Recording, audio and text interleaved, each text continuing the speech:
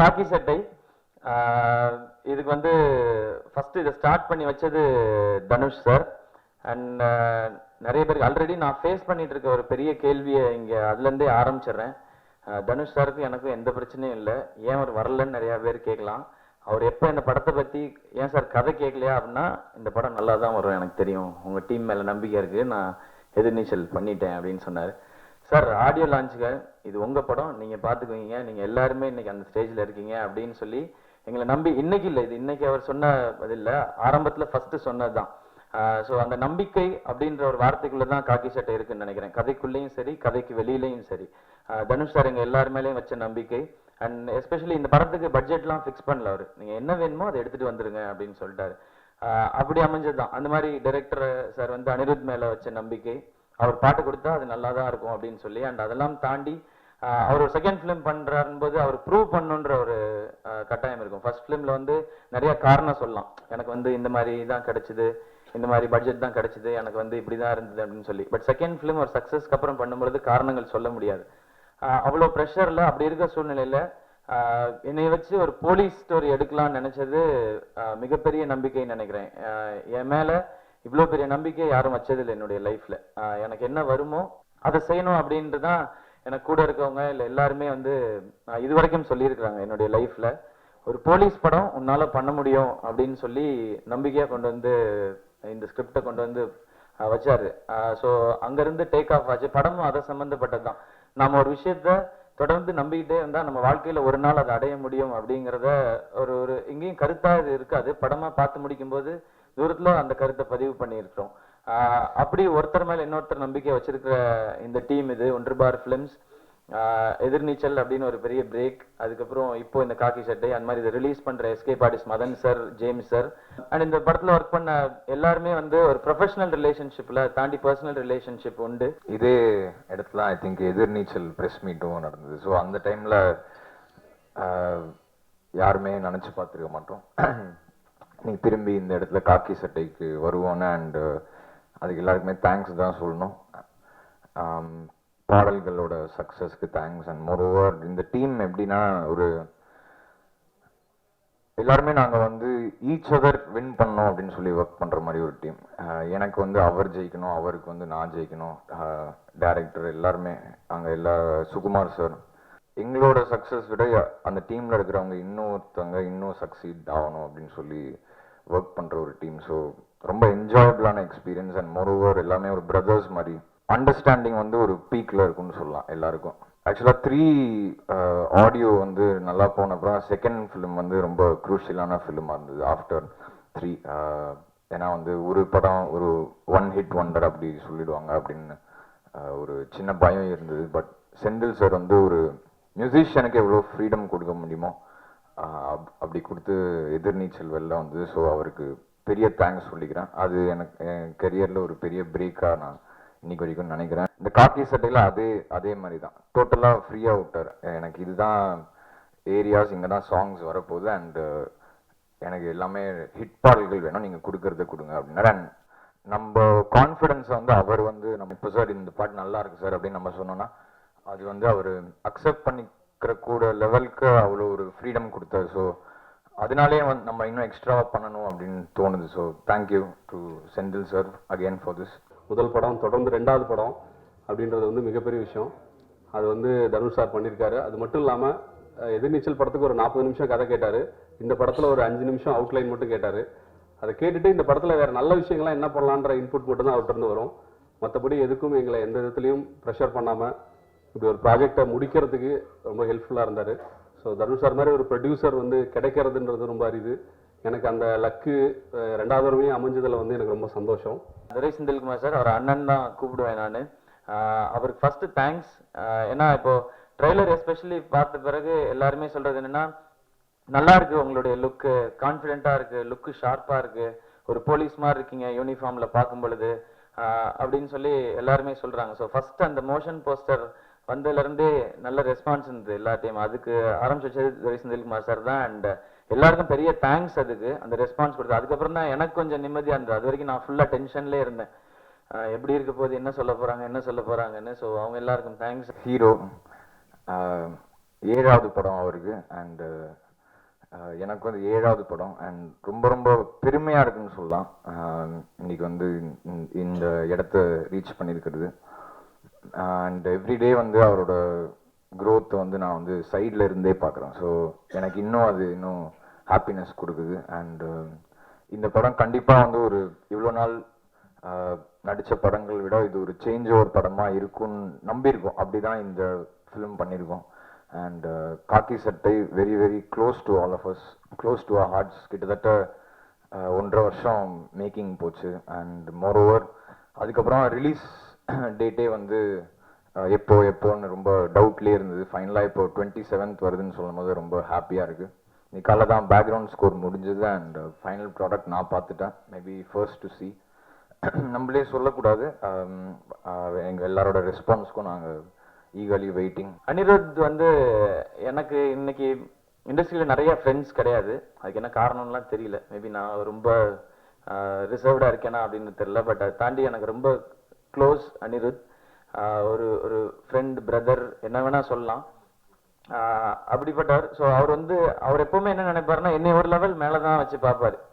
இந்த பாட்டு வந்து சூப்பராக இருக்கே, இது எப்படி ஆடிடுவானா அப்படிலாம் இல்லாமல் இது நல்லா பண்ண முடியும், நீங்கள் போய் பண்ணுங்க அப்படின்னு சொல்லி, எஸ்பெஷலி இந்த படத்தோட இன்ட்ரோ சாங்லாம், இது காக்கி சட்டை அப்படின்ற சாங்லாம், அந்த ஸ்டைல் ஆஃப் சாங் என்னை யோசிக்கவே முடியாது. பட் அதை அவர் தைரியமாக கொடுத்தாரு. ஸோ அனிருத் சார் ரொம்ப தேங்க்ஸ் எல்லா சப்போர்ட்டுக்குமே. இந்த படத்தினுடைய team Sivakarthikeyan, Sridivya, Anirudh, cameraman Sukumar sir, art director Durairaj, editor Vivek Karshan, எல்லாருக்கும் இந்த இடத்துல நான் தேங்க்ஸ் சொல்லிக்கிறேன். இந்த டீம் எல்லாமே ஒரு 1.5 வருஷம் நாங்கள் எல்லாரும் சேர்ந்து எஃபர்ட் போட்டால் தான் இந்த படம் ஆரம்பிக்கும் போது என்னன்னா, எப்பயுமே நானும் ஒரு சிவாவும் பேசிப்போம், சேலஞ்சஸ் வந்து எங்களுக்கு எப்பயுமே நாங்கள் ஃபேஸ் பண்ணணும் அப்படின்றதான் எங்கள் 2 பேருக்குள்ளேயுமே இருக்கும். அதாவது ரொம்ப ஈஸியான விஷயம் வந்து நல்ல விஷயமா இருக்காது அப்படின்றது நாங்கள் ஜென்ரலாக பேசிக்கும் போது எங்களுக்குள்ள அதான் இருக்கும். நம்ம ஏதாவது லைஃப்பில் சேலஞ்சஸை வச்சுக்கணும், அதுதான் நம்மளை அடுத்த லெவலுக்கு எடுத்துகிட்டு போவோம் அப்படின்றத நாங்கள் ஜென்ரலாகவே இருக்கும்போதே நாங்கள் பேசிப்போம்.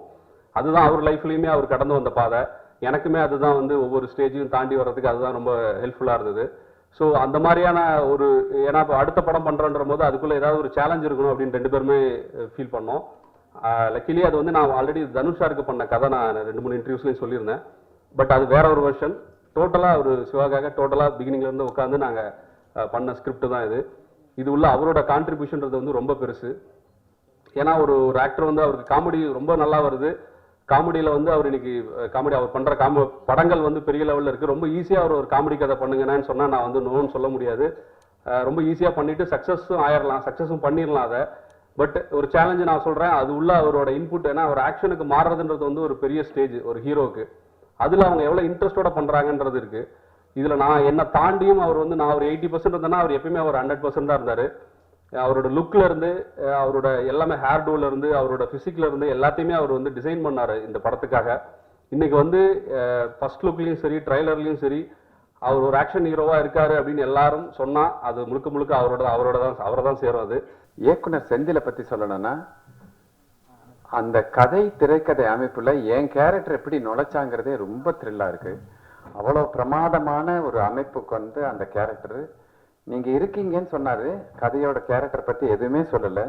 ஆனா அங்க போன பிறகு அந்த ஒவ்வொரு சீன்லும் எனக்கு இருந்த ஒரு டெப்த் இருக்குல்ல, அந்த காமெடியோட சேர்ந்து அந்த டெப்த் வர்றது வந்து ரொம்ப பிரமாதம். ஒவ்வொரு சீன்லையும் எனக்கு அந்த வாய்ப்பை கொடுத்தாரு. அண்ட் வந்து சீன் எடுக்கும் போதே நடிக்கிறவங்களை முதல்ல நல்லா ரசிக்கிறாரு. அதுவே நடிக்கிறவங்கக்கிட்ட வந்து வேலை வாங்குறேன், இதுல ஏதாவது நீங்க பண்ண முடியுமா அப்படின்னு கேட்கறது, ஆலோசனை கேட்கறது. நான் டைரக்டருங்கிறதுனால அவர் கேட்கல, ஆனா வந்து எல்லாரோடையும் வந்து ஒரு ஆலோசனை கேட்டு செய்யறது அவருடைய ஸ்பெஷாலிட்டி. தனுஷ் சார் லான்ச் பண்ணது மேல ஒரு ப்ரொடியூசரா வந்து இவ்வளோ நாளா வந்து ரொம்ப சப்போர்ட்டிவா இருந்திருக்காரு. அண்ட் திரும்பி அவருக்கு நன்றி தான் சொல்லணும். நாங்கள் எல்லாருமே ஒரு டீமாக தான் சொல்லணும். அண்ட் இந்த 2வது படம் 3வது படம் காம்பினேஷன் அப்படிலாம் சொன்னார். அதெல்லாம் கேட்கும் போது கொஞ்சம் பயமாக தான் இருக்குது. But at the same time ஒரு சின்ன ஒரு எக்ஸைட்மெண்ட்டும் இருக்குது அண்ட் ஒரு த்ரில் இருக்குது. 27th என்ன நடக்க போகுதுன்னு we are all eagerly waiting. Madhan sir and James sir Maan கராத்தேலேருந்து, அதாவது மான் கராத்தே ஒர்க் பண்ணும் போது போன வாட்டி நைட்லாம் வந்து ஸ்டுடியோவில் படுத்துருவாங்க ஃபைனலுக்கு வெயிட் பண்ணும் போது. இந்த வாட்டி வரல, ஏன்னு தெரில. So thank you Madhan sir and James sir. ஒரு பெரிய ஒரு பில்லர் ஆஃப் சப்போர்ட்டாக இருக்காங்க இந்த சினிமா ஜேர்னியில். என் அருமை தம்பி குட்டி அணி ஒவ்வொரு படத்துலையும் உன்னுடைய ஹைட் வந்து ரொம்ப ரொம்ப உயரத்தில் போயிட்டே இருக்கு. ஒவ்வொரு பாட்டும் ரசிக்கிற மாதிரி இருக்கு. அதே போல எனக்கு வந்து எனக்கு என்னன்னா நீ அக்ரிமெண்ட்லாம் சைன் பண்றியா? நீ அந்த அளவுக்கு வயசு வந்துட்டு யாருன்னு ஓகே ஓகே. ஏன்னா அவ்வளோ குட்டி பையனா இருக்கிறது அதுவே ஒரு பெரிய இது. இன்னும் நீண்ட நெடுகாலம் நீண்ட திரையில நீங்க இருக்கணுங்கிறது கேட்டுக்கிறேன். முக்கியமா ஒண்டர் பார் ஃபிலிம்ஸ் தனுஷ் அவர்கள் இந்த மாதிரி உன்னதமான படங்களுக்கும் உன்னதமான சித்திரங்களை எடுக்கிறது வந்து ரொம்ப சந்தோஷமா இருக்கு. எங்களை மாதிரி நிறைய ஆர்டிஸ்ட் வளர்த்தி நடிக்கிறதுக்கு வாய்ப்பு, நல்ல படங்களை எடுக்கிறாரு. அந்த வகையில் தனுஷுக்கும் நன்றி சொல்லி, வெளியிடும் திரு மதன் அவர்களுக்கும் நன்றி சொல்லி. அண்ணாச்சி எப்போ உள்ள என்ட்ரி? இப்போதானே இந்த கேப்பில் உள்ள நுழைஞ்ச அண்ணாச்சிக்கு நன்றி சொல்லி விடைபெறுகிறேன். நன்றி. வளர்ந்து வர்ற எங்களை மாதிரி ஒரு சின்ன ஆட்களை கிட்டத்தட்ட ஹீரோ சிவா அவர்கள் இமான் அண்ணாச்சியா சரி உடனே போடுங்க ஒன்றும் பிரச்சனை இல்லை அப்படின்னு ஒரு பெரிய மனசோடு ஏற்றுக்கிட்டு படம் முழுக்க நம்மளோடு ரொம்ப ஒரு எளிமையான முறையில் பழகி எல்லோரும் ரசிக்கத்தக்க வகையில் ஒரு அற்புதமான படமாக வந்திருக்கு அப்படின்னு நான் கேள்விப்பட்டேன். படம் பார்த்தவங்க சொன்னாங்க. உங்களோடு கூட நானும் இந்த படத்தினுடைய வெற்றி விழாவை எதிர்பார்க்கிறேன். இந்த மிகப்பெரிய மீடியாக்கள் மத்தியில் பேச வாய்ப்பு தந்த அனைத்து அன்பு உள்ளங்களுக்கும், இந்த படத்தை தயாரித்த அருமை சகோதரர் தனுஷ் சார் அவர்களுக்கும், இந்த படத்தை வெளியிடுகின்ற அன்பு சகோதரர் மதன் சார் அவர்களுக்கும், கடினமான ஒரு உழைப்பாளி அண்ணன் சுகுமார் அவர்களுக்கும் இந்த நேரத்தில் ஒரு நன்றியை சொல்லிட்டு, பத்திரிகையாளர் சகோதரர்கள் நீங்கள் எல்லாருமே எங்கள் இந்த படத்துக்கு உங்களால் எவ்வளவு முடியுமோ அந்த ஒத்துழைப்பை எங்களுக்கு தந்து ஒரு மிகப்பெரிய வெற்றி படமாக இதை மாற்றி தரும்படி உங்க எல்லாரையும் தாழ்மையோடு கேட்டு விடைபெறுகிறேன். இந்த படம் வந்து ஃபுல் லென்த், ஸ்டார்ட்ல இருந்து எண்ட் வரைக்கும் ஃபுல் லென்த் ஆக்ஷனா அப்படி படம் இல்லை இது. இந்த படத்துல எல்லாமே இருக்கும். லவ், காமெடி, சின்ன சின்ன எமோஷன்ஸ், அது கூட ஒரு நீட்டான ஒரு ரியலிஸ்டிக்கான ஒரு ஆக்ஷன், இதெல்லாம் சேர்த்தது தான் இந்த காக்கி சட்டை. அப்படி பார்க்கும்போது காமெடி அப்படின்றது எப்பவுமே அது இல்லாம என்னால படம் பண்ண முடியுமான்னு தெரியல. ஏன்னா அது நமக்கு ஈஸியா வருதுன்ற தாண்டி ரொம்ப பிடிச்சு பண்ற ஒரு விஷயம்.